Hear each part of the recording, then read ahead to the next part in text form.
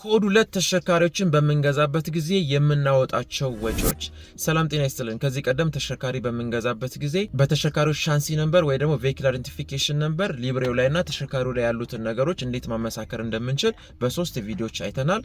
ዛሬ ደግሞ ተሽከርካሪ በመንገዛበት ጊዜ ከተሽከርካሪው ሙሉ ክፍያ ውጪ የምናወጣቸውን ወጪዎች እናያለን። ላይክ፣ ፎሎ፣ ሼር፣ ኮፒ ሊንክ እና ሪፖስት አድርጉ። የምንገዛው ተሽከርካሪ ለምሳሌ ኮድ 2 ነው እንበል። ከዚህ ቀደም እንደተነጋገርነው በቬሂክል አይደንቲፊኬሽን ነምበር ወይ ደግሞ በሻንሲ ነምበር አረጋግጠናል። ከዛ ተሽከርካሪው ኮድ 2 ነው 1.5 ሚሊዮን ተገምቷል። ልንገዛ ተስማምተናል። ነገር ግን ማስፈተሽ ይኖርብናል። ስለዚህ የማስፈተሻ ወጪ ይኖርብናል ማለት ነው። ይህም እንግዲህ በከተማችን ውስጥ ያሉት ፍተሻ ቦታዎች ከ2000 ብር እስከ 6000 ብር እንደ ተሽከርካሪው አይነት ሊኖር ይችላል ማለት ነው። ስለዚህ የመጀመሪያው ወጪያችን ይሄ ነው። ወደ ፍተሻ ቦታ ሄደን ተሽከርካሪው ካለፈልና ከተስማማን በኋላ የደላላ ወጪ ወይ ደግሞ የኮሚሽን ክፍያ ይኖርብናል ማለት ነው። ይሄ እንግዲህ እንደ ስምምነታችን ነው። 1%፣ 2%፣ 3% ሊሆን ይችላል ወይ ደግሞ በምሳ ግብዣም ሊንጣጣ ይችላል ማለት ነው። ስለዚህ ይሄ ወጪ ይኖርብናል፣ ሁለተኛ ወጪ ማለት ነው። ሶስተኛ ወጪያችን ደግሞ መንገድ ትራንስፖርት ለማስገመት ስንሄድ ነው። መንገድ ትራንስፖርት ስንሄድ የመጀመሪያው ላይ ገዢ ምንም የሚያወጣው ነገር የለም። ሻጭ ግን ማስገመቻ 4000 ብር ይከፍላል። ይሄ ከሻጭ ጎን ነው ማለት ነው።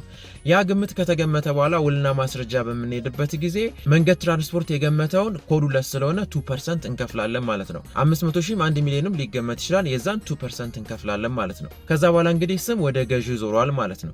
ከዛ በኋላ ገዢ ምን ያደርጋል? ፋይሎቹንና የውልና ማስረጃውን ይዞ መንገድ ትራንስፖርት ሄድና የሊብሬ 6210 ብር ይከፍላል ማለት ነው።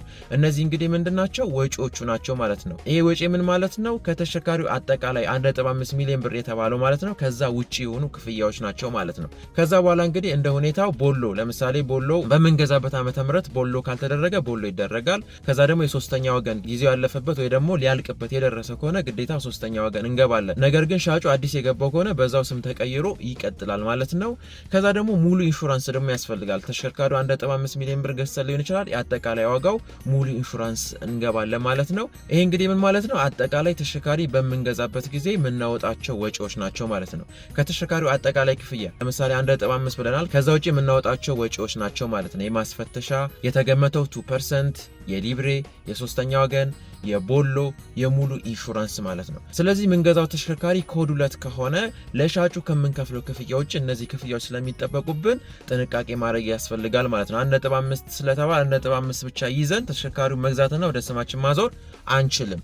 ሌላ ቢያንስ 100 እና 150 ሺህ ብር ሊያስፈልገን ይችላል ማለት ነው። ይሄን ለማለት ነው። አዲስ ከሆናችሁ ፎሎ አድርጉ። ሀሳብ ጥያቄ ስር ኮሜንት ሴክሽን ላይ አስቀምጡ። ለሁሉም እንዲደርስ ላይክ፣ ፎሎ፣ ሼር፣ ኮፒ ሊንክ እና ሪፖስት አድርጉ። ጤና ይስጥልን።